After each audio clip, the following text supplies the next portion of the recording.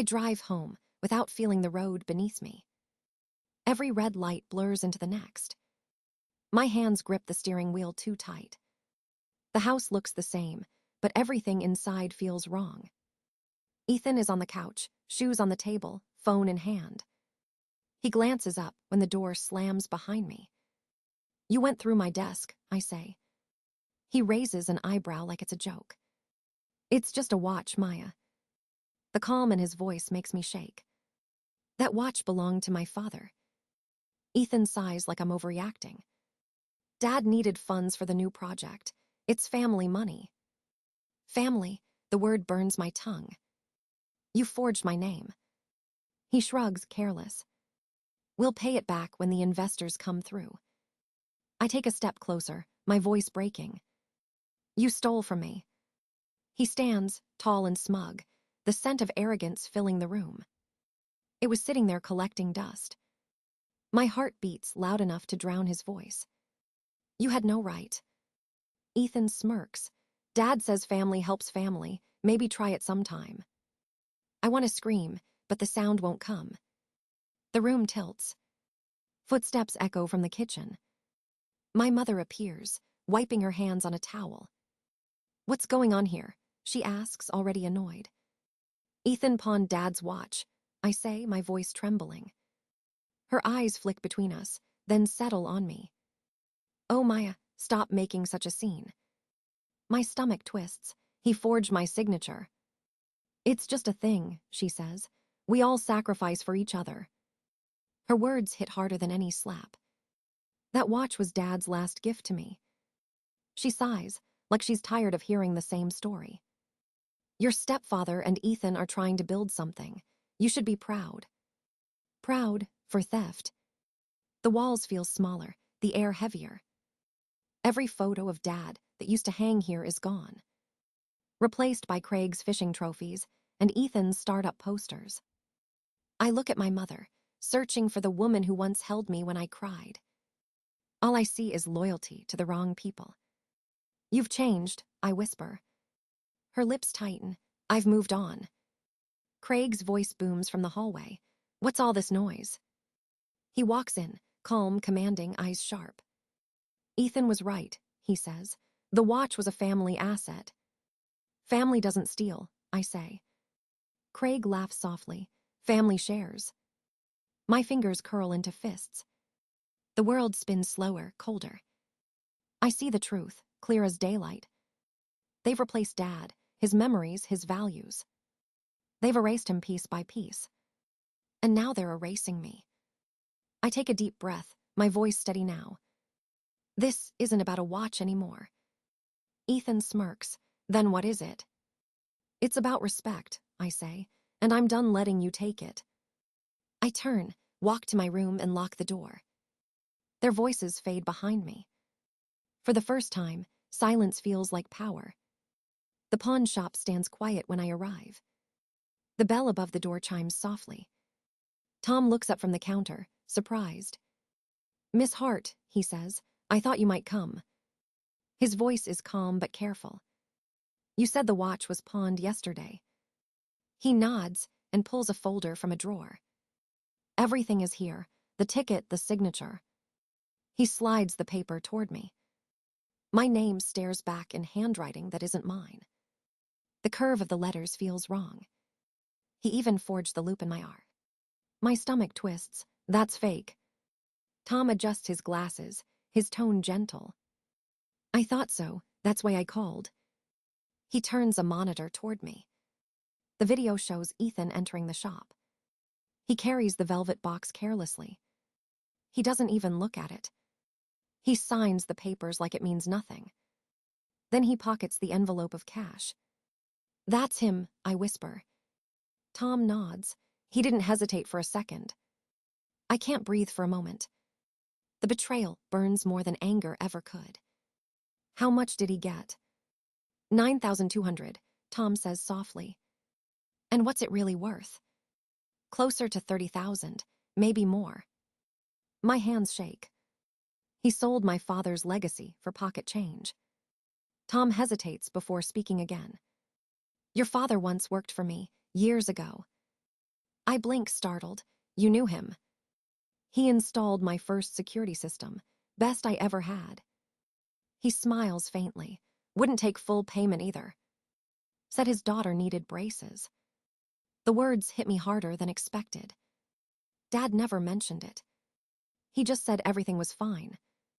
Tom clears his throat and points at the screen again. I kept a copy of the footage. You might need it. I nod, barely managing to whisper a thank you. Outside, the air feels heavy. The sun is too bright, cruel even. Every step toward my car feels uncertain. I sit inside, gripping the steering wheel. Ethan forged my name. Mom defended him. Craig called it family business. The walls I trusted have become a trap. I take out my phone and scroll through old messages. One from Dad pops up, dated years ago. Time reveals truth, kiddo, always does. I stare at the screen until the words blur. Maybe this is what he meant. The truth always finds its way out. I drive home slower this time. When I walk in, they're all there at the dinner table. Their laughter stops when they see me. Ethan lifts his glass, pretending nothing happened. Craig smirks, saying, "Sit down, Maya, let's talk." I take a deep breath and stay standing. "No," I say quietly, "you've talked enough." Their faces tighten. I see fear flicker for the first time. They know I know. And that changes everything. Night settles over the house like a weight. I lie awake staring at the ceiling. Every sound feels louder in the dark. I can still hear Ethan's laugh echoing from dinner. They think I'll give up. They think I'm weak. But they don't know me anymore. My phone vibrates on the nightstand. A message from Tom. "I found something in the watch case. You should come." I grab my keys before I can think twice. The streets are empty, the city half asleep. Tom unlocks the door as soon as I arrive. "I didn't want to call earlier," he says quietly. He places a folded piece of paper on the counter. It was hidden under the velvet lining. My fingers tremble as I unfold it. My father's handwriting covers the yellowed page. Precise, careful, familiar. Safety box 447, Western Trust. Key in drill battery compartment. Time reveals truth. Love always, Dad. The words blur for a moment. He's been gone for years, but somehow he's still guiding me. Tom watches me with kind eyes. "I didn't mention it to your stepbrother. He wouldn't understand." I nod, unable to speak. When I step outside, the night air feels different. Cooler, sharper. For the first time in months, I feel a direction forming. Dad left me a trail, and I'll follow it. At home, the lights are off except for the kitchen. I can hear voices through the door. Craig's voice, low and commanding. "She's getting suspicious," he says. Ethan laughs. "Let her, she's too soft to do anything." I grip the doorframe until my knuckles turn white. Linda's voice follows, tired but firm. "She's still my daughter. Don't push her too far." Craig scoffs. "Your daughter has money she's not sharing. Maybe it's time she learns what family means." The room spins. I step back before they notice me. Their words burn through every illusion I had left. They aren't family. They're predators wearing familiar faces. I slip into the garage, searching for Dad's old drill. The smell of oil and dust brings him back to me. The red power drill sits in its case, heavy in my hands. I press the latch on the battery compartment. Inside, a small silver key glints under the dim light. The same shape Dad once wore on a chain. Tears sting my eyes. I whisper to the dark, "I found it, Dad." For a moment, it feels like he's there, smiling.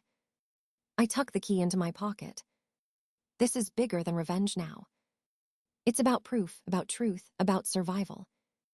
Back in my room, I write everything down. Dates, words, names. If they try to silence me, I'll have records. I hide the notebook under my pillow. Tomorrow, I'll go to the bank. Tonight, I let the silence surround me. The house is still, but I can feel the clock ticking. And with every second, I'm closer to the truth. The bank lobby smells like polished wood and old paper. Western Trust, the place my father once mentioned. I clutch the small silver key in my palm. The clerk greets me with a polite smile. I need access to safety box 447. He checks the system, then nods. Please wait, Miss Hart. The manager will assist you. A few minutes later, an older man approaches. Frank Sullivan, he says warmly. You must be Alan's daughter. My heart skips. You knew my father. Of course, he replies. He fixed this office after the flood, never took extra pay. He leads me through the corridor to the vault room. Cold air meets my face as the door opens. Frank gestures toward a long wall of steel drawers. Box 447 slides free, with a metallic sound. Take your time, he says and steps aside. I turn the key. The click echoes in my chest. Inside lies a leather notebook, an envelope, and a bundle of bonds. Everything smells faintly of sawdust, just like Dad's workshop. I unfold the envelope first. My name is written across it in his steady hand. Inside, a short letter. Maya, if you're reading this, then time has done its work. Protect what matters. Never trade truth for comfort. Everything you need to stand on your own is here. Love always, Dad. The words break something open inside me. He knew this day would come. He prepared for it. I wipe my eyes and open the notebook. Each page is filled with records. Client names, projects, and payment notes. Some marked paid, others still owed. Dozens of people who never finished paying him back. He never chased them. He trusted they would remember. Now, that trust is in my hands. Frank knocks lightly. Everything all right? I nod. Yes, better than all right. He steps closer, noticing the documents. These are valuable, he says softly. Would you like them notarized? That would help, I whisper. He smiles kindly. For your father's daughter, no charge. He stamps each page, steady and deliberate. The sound of the seal pressing paper feels final. When I leave the vault, the box feels lighter, but I don't. The weight has shifted to me now. Outside, sunlight hits my face through the tall glass doors. The world looks sharper, like someone adjusted the focus. Dad didn't just leave money, he left proof. Proof of who he was. Proof of what he stood for. And proof that I'm capable of standing too. I tuck the letter back into my bag. On my way out, Frank calls after me. Your father used to say, time reveals truth. I turn, smiling faintly. He still does. In my car, I breathe for the first time all day. For the first time in months, I'm not lost. I know what I have to do next. And this time I'm ready. Dinner smells like expensive wine and tension. Candles flicker across the long dining table. Ethan stands at the head, where my father used to sit. He's talking about investors, acting like a king. Craig laughs too loudly beside him. My mother pours champagne, pretending we're all family. I stay quiet, watching the bubbles rise. The moment feels stolen, like everything else they've taken. Ethan lifts his glass. To new beginnings, he says. The light catches something on his wrist. My father's watch. The omega glints beneath the chandelier. My chest tightens until it hurts to breathe. He's wearing it like it means nothing. I force a smile. Nice accessory. Ethan smirks. Looks good, doesn't it? Craig chuckles. A symbol of progress. Progress built on theft and lies. I place my napkin on the table and stand. Actually, it's a symbol of what's coming. The room stills. My voice sounds stronger than I feel. Tom enters through the doorway, followed by Anna. Every eye turns toward them. Ethan's smile fades. What's going on? Anna sets her briefcase on the table. I'm Anna Vega, attorney for Miss Hart. Craig scoffs. This is not the time. Oh, it's exactly the time, I say. Tom pulls out a folder, and places it beside the plates.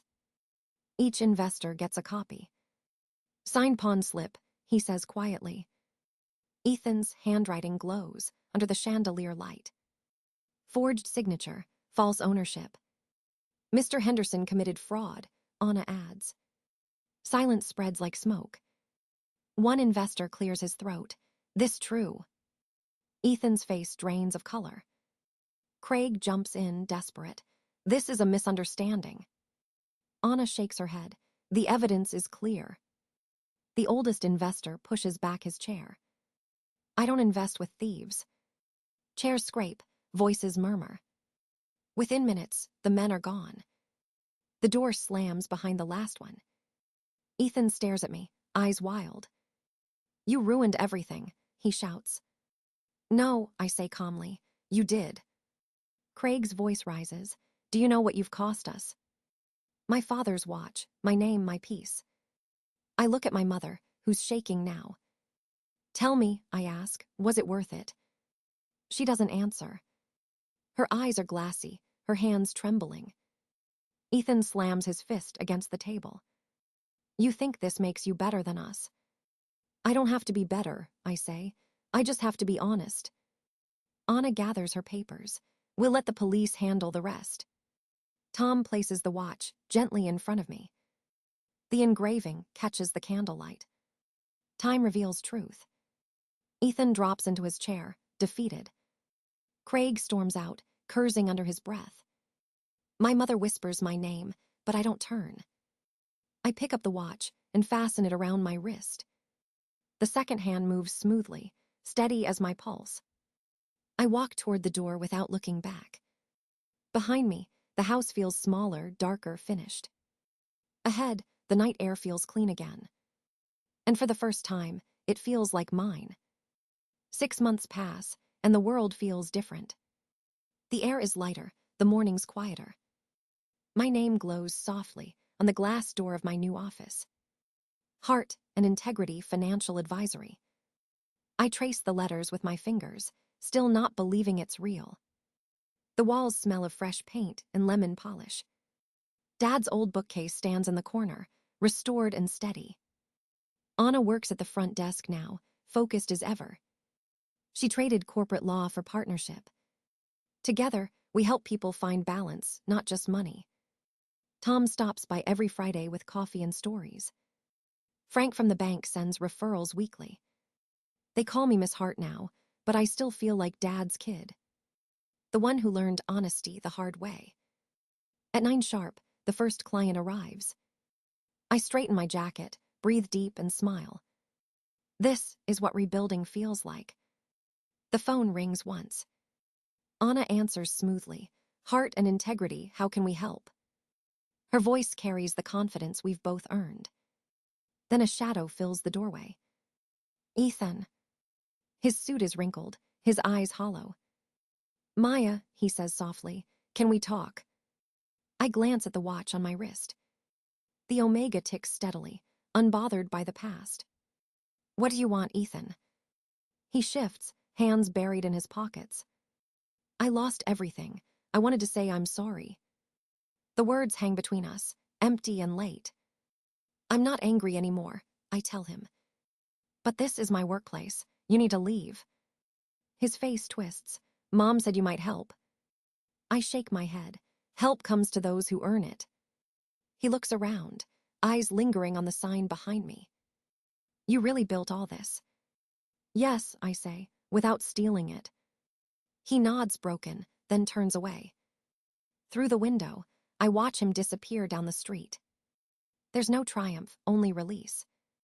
The past has finally stopped chasing me.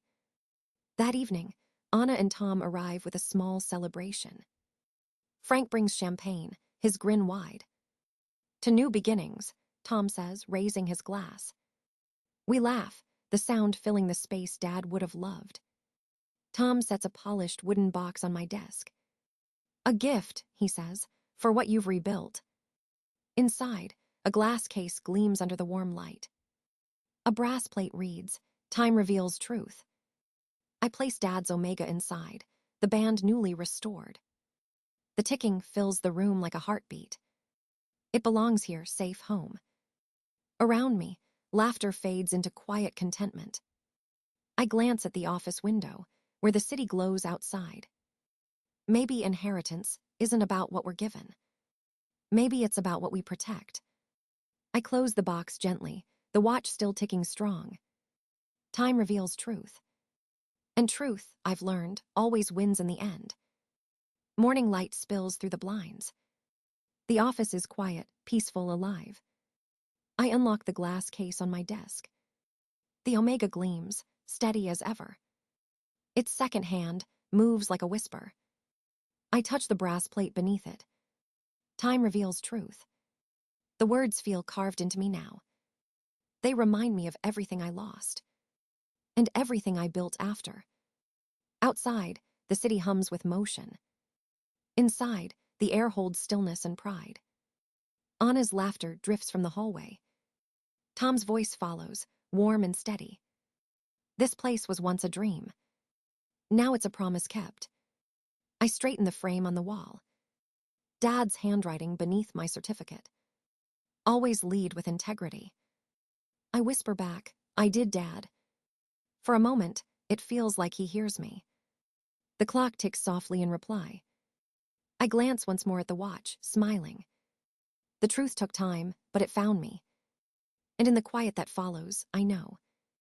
The story isn't about loss anymore. It's about becoming whole again.